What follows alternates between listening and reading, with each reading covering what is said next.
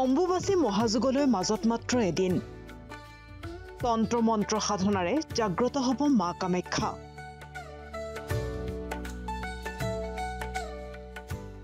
22 জুনৰ পৰা 25 জুনলৈ পুৱা 5 বজাৰ পৰা সন্ধিয়া 6 বজালৈ নীলাচললৈ যোৱাৰ অনুমতি।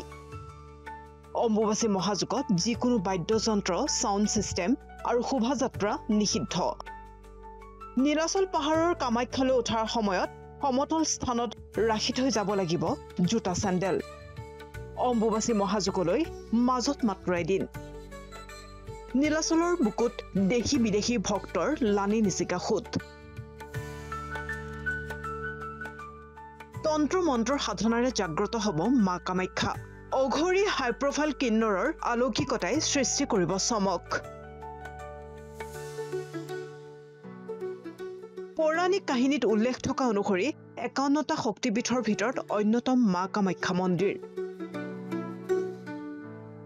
যেতিয়া সতীৰ শৰীৰৰ অংগ ভগৱান বিষ্ণুৱে বিচ্ছিন্ন কৰিছিল, তেতিয়া সতীৰ জনী যি স্থানত পৰিছিল সেই স্থানতে নিৰ্মাণ কৰা হৈছিল মা কামাখ্যা মন্দিৰ।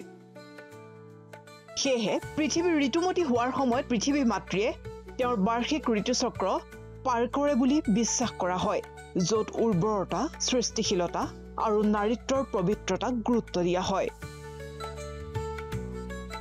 অম্বুবাচীৰ নিয়ম অনুসৰি 3 দিন ধৰি মন্দিৰৰ দুৱাৰ বন্ধ হৈ থাকে। এই 3 দিনত দেৱীৰ ঋতুস্ৰাৱৰ প্ৰতীক বুলি বিবেচনা কৰা হয়।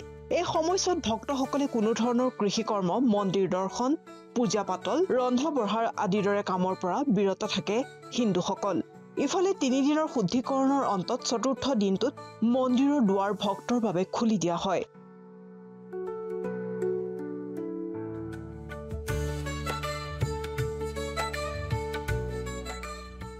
ইফালে এই সময়ছোৱাত তান্ত্ৰিক সাধকে মাক সন্তুষ্ট কৰিবৰ বাবে সাধনাৰ আৰম্ভণি কৰে। মা যেন এইকেইদিন অধিক শক্তিশালী হৈ থাকে, যাৰ কৃপা লাভ কৰিবলৈ লাখ লাখ ভক্ত গোটেই বিশ্বজুৰি ধাৱমান হয় মা কামাখ্যালৈ। ইফালে 22 জুনত হ'ব অম্বুবাচীৰ প্ৰবৃত্তি।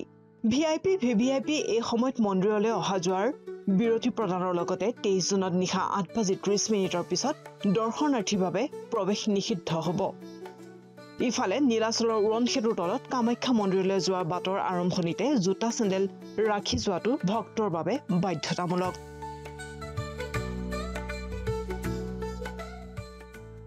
নিউজ ডেস্ক ৰিপৰ্ট, প্ৰথম খবৰ।